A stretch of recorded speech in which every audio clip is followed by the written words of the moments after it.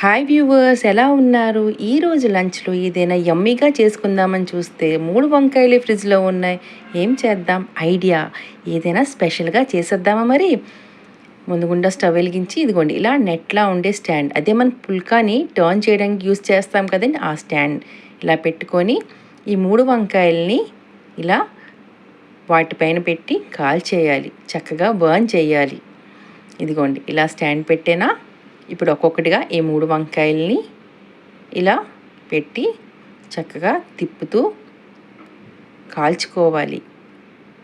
చూస్తున్నారు కదా, కొందరు వంకాయల్ని ఆయిల్ రాసి కాల్చుకుంటారు. ఇలా చేసినా చాలా బాగుంటుంది. ఇలా తిప్పుతూ చక్కగా కాల్చుకోవాలి. హై ఫ్లేమ్లో పెడితే లోపల అనేది ఉడకకుండా పైన అంతా బర్న్ అయిపోతుంది. సో మీడియం ఫ్లేమ్లో పెట్టి ఇలా చేసుకున్న తర్వాత ఈలోగా 2 ఉల్లిపాయల్ని తీసుకొని చిన్న చిన్న ముక్కలుగా కట్ చేసుకోవాలి. ఇదిగోండి వంకాయలు చక్కగా బర్న్ అయ్యాయి కదా. ఇప్పుడు చల్లటి నీటిలో వేసి చల్లారేక ఇలా పొట్టుని తీసేయాలి. చూస్తున్నారు కదా, ఇలా తీసిన తర్వాత ఒక బౌల్లో వేసుకొని ఇలా ఓపెన్ చేసి ఒకసారి చెక్ చేసుకోవాలి.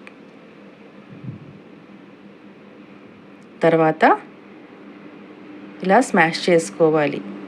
ఈ గుజ్జుని ఈ విధంగా రెడీ చేసుకోవాలి. తర్వాత ఒక కప్పు, చిన్న కప్పుతో కప్పు పెరుగుని తీసుకొని వేసుకోవాలి. పుల్లటి పెరుగు వేసుకోకండి, ఫ్రెష్గా ఉన్న పెరుగు వేసుకుంటే బాగుంటుంది. తర్వాత టేస్ట్ సరిపోయినంత సాల్ట్ వేసుకొని ఒకసారి అంతా కలుపుకోవాలి. ఇదిగోండి స్ట్రక్చర్ అనేది ఈ విధంగా ఉంటుంది. వాటర్ అనేది అస్సలు వేయకూడదు.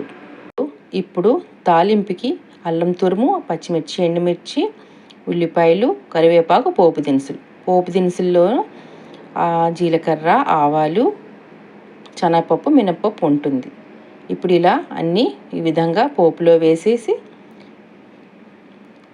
ఈ మిశ్రమం అంతా చక్కగా ఫ్రై చేసుకోవాలి. ఉల్లిపాయలు మిశ్రమం అంతా చక్కగా ఫ్రై అయితేనే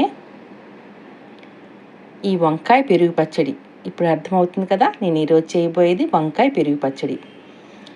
ఇప్పుడు కాస్త ఇంగువ జల్లి పసుపు వేసి ఒకసారి అంతా బాగా ఫ్రై చేసుకోవాలి.